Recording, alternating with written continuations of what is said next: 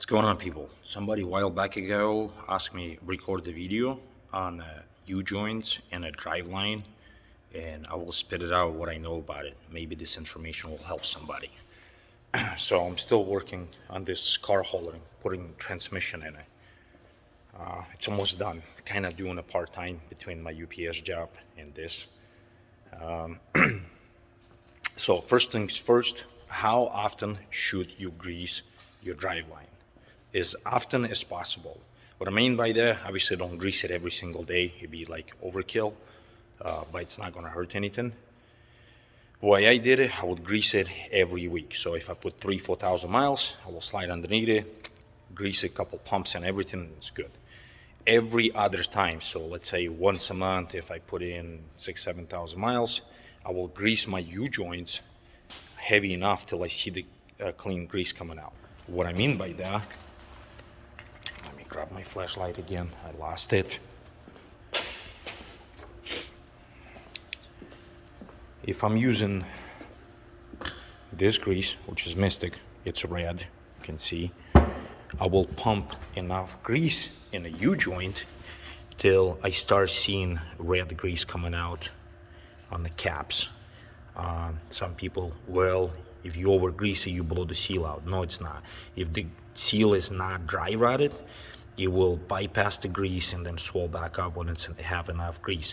By over greasing the U-joints, like you greasing a lot, like in this grease jerk, and then there's one more in the bottom, kind of pump it here, so all full caps grease coming out, like clean grease coming out. That means you pushing all the old grease out and pump the new grease in.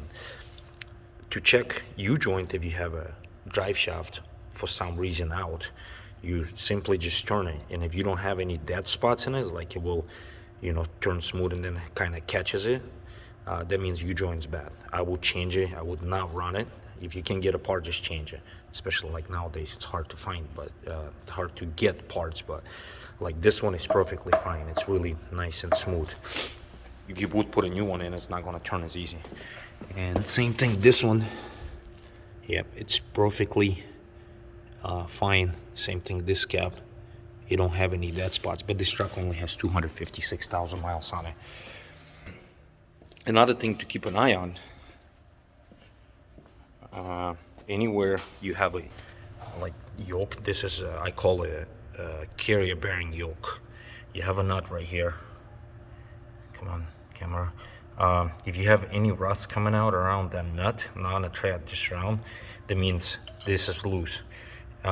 You can tighten it up, just grab an impact and tighten it up, but I would recommend if you do have it, just to cut it, you catch it at the right time, pull this nut out, clean it out behind it, and then put a ton of red Loctite on the threads and then tighten it up. There is no specific torque spec on it. You just really nice and tight. And see this carrier, it has slits in it.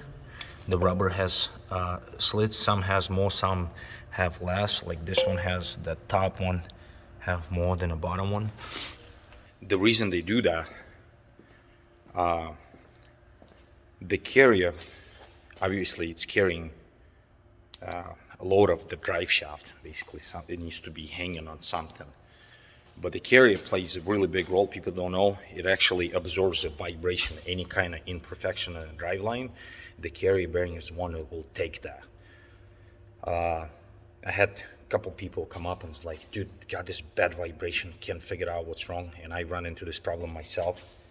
When you cannot find a vibration in a truck, like you balance the tires, you check all your U-joints and everything's fine. To narrow down the problem, I have a little secret right here. I have a carrier bearing with no slits in it. It's solid rubber. So this carrier, you can use it like on a dump truck or something where you stop and go quite often. It's good to use this one because that way this rubber doesn't get beat up, but not for very high speeds. Or you can use an over-the-road truck, and especially if you do heavy haul, when you take off, the drive shaft's not beating anywhere. It's kind of more solid and it's harder to destroy. But I use this U-joint, the carrier, for detecting the problem. So if you have any imperfection on the drive line, like something out of balance, or weight fall off on the drive shaft, or one of the U-joints bad. So soon you put this damn thing in, guess the vibration will increase if there's a problem in a drive line. Buddy of mine, he watches my video. We put one of those carrier bearings for him and didn't make it no difference. So his drive line is perfectly fine. Everything's aligned, everything's balanced. In my truck, since I had too much power, I would slowly twist my drive shaft and then it would become out of balance. And when I put the carrier on it, the vibration was so damn bad at 70 miles an hour, you couldn't even sit on the truck. So I ended up putting it in regular carrier and actually solved the problem. But then the rubber will get destroyed.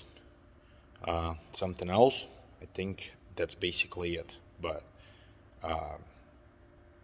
to keep your drive line, your U-joints and drive line, and the biggest thing is grease it often enough. I don't think it is a such thing like over greasing it. The only one way you over greasing it, the negative thing about it is when you're splattering grease all over the place. But me, I was greasing my truck every week. Obviously, if I didn't drive it, then I wouldn't grease it. But if I ran it for a week, it doesn't matter, 25 to 3,000 miles, I would go around and grease the drive line and kind of keep an eye on it. I don't know if I said this, but if you have a bad U-joint and you're like, I will fix it later, the U-joint can cause the problem in rear end, or will destroy the bearing, or will destroy the rubber on the carrier. If the rubber on the carrier is destroyed or it's dry rotted and it's moving too much and it can't absorb that out of balance vibration, something else has to take the vibration, and it's usually the ends, like the bearing seals will start leaking. That's a symptom of problem of driveline, because if the truck is old, the seal will like dry out in the rear end, for the example, and it will leak. But if the truck has been driven all the time, like always been moving, and all of a sudden your seal on the rear end start leaking, they're most likely, I'm not guarantee you, but the most likely there will be problems someplace in the drive line, because something out of balance, not taking a vibration. But that's all I got. Hopefully this info helps somebody. If I come up with something else or I missed, or you have a question, comment in the below. I will do my best to explain to you.